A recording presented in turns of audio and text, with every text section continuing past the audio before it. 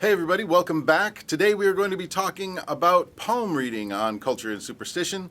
And so, here we go.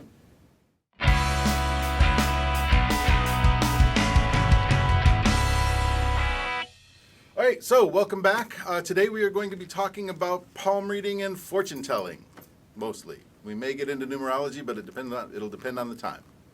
So, what do you got for us today? Well, palmistry is sort of an ancient idea where you can read the lines on the palms of both hands and be able to tell about someone's future or about the tendencies that might happen to them in the future. Based on? Well, it's based on the length of the lines. It's also based a little bit on the depth, but then it's also looks at how a line might divide into different lines, and you count the number of the divisions. Oh, really? Okay. So in Japan, you can see palm readers in a lot of places. Where have you seen them? You see a lot of them in Kyoto, and what you see is a person sitting kind of quietly behind a desk on the street with a small candle lit, I guess, lamp on the table, and usually the lamp's got a picture of a palm on it. And they sit and wait patiently, and people sometimes come up and get their palms read. But then there are other people that are really popular, and they usually have a long line waiting. Usually women waiting to get their palm read. I know there's one in Kyoto around the Shijo, and she's very, very popular. Sometimes I see like 30, 40 people waiting. Wow. So only in Kyoto? No, I've seen them in Hokkaido. Sometimes you see them in Osaka, especially along the river.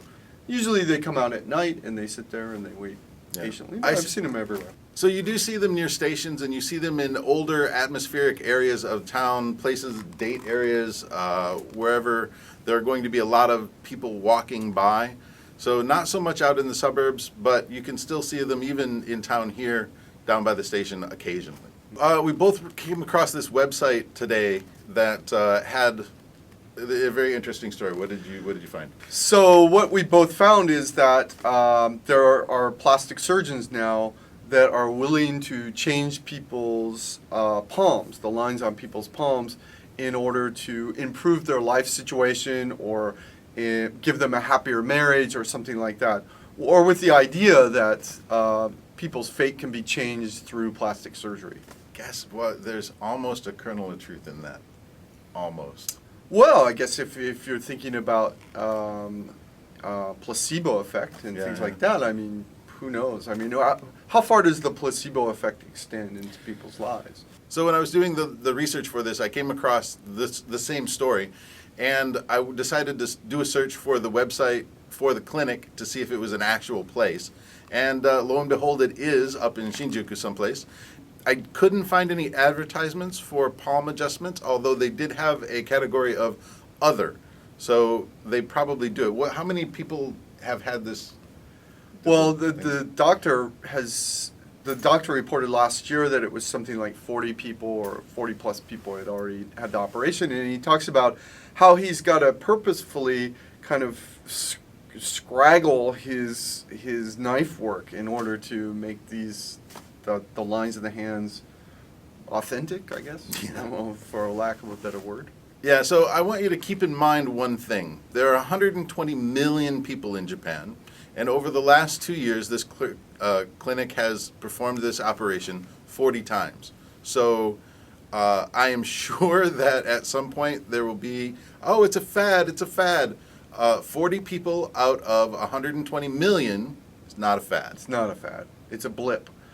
And it's also the sort of blip that, I mean, people take very lightly. I mean, if you're getting your palm surgically changed because you believe that controls your fate somehow, you're a little bit touched in the head. And I would say that most Japanese people who do actually go to palm readers, they take it very lightly. And I would say that it's part of the arsenal of beliefs. Yeah, it's mostly just for fun. However, do you know what is actually happening when palm readers do their business? No. Okay, so there's a thing that you probably have seen if you've watched a lot of YouTube videos called cold reading.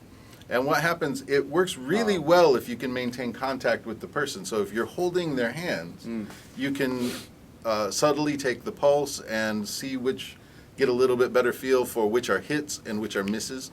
If you'd like to test a palm reader, go to one and then go to another, and if they don't say exactly the same thing, it's, let's say, hooey. Cold reading is a skill that stage magicians use in order to pull the wool over the eyes of their audience. Yeah, and it can be very, very effective. If you look at Derren Brown, he's a mentalist and illusionist. He's very, very good at cold reading.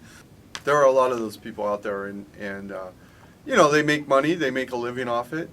But then there are the other ones that used to make money off it and now kind of have come out and try to instruct the public about the tricks that are used. And they are tricks. So a lot of the times if we do go into that sort of situation, maybe something tragic has happened, or we want to hear some sort of information about ourselves. And so we're giving that information to the person to tell back to us.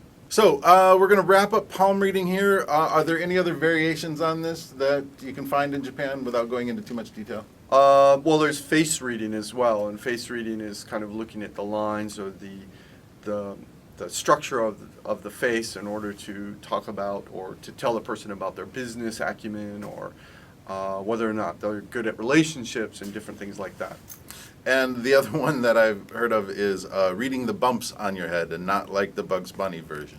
So they actually go through and take a look at where the bumps in your skull are and stuff like that. Anyway, for the most part, it's all cold reading. So if you want to do it for fun, great. If you want to do it because you believe it, please watch the video again from the beginning.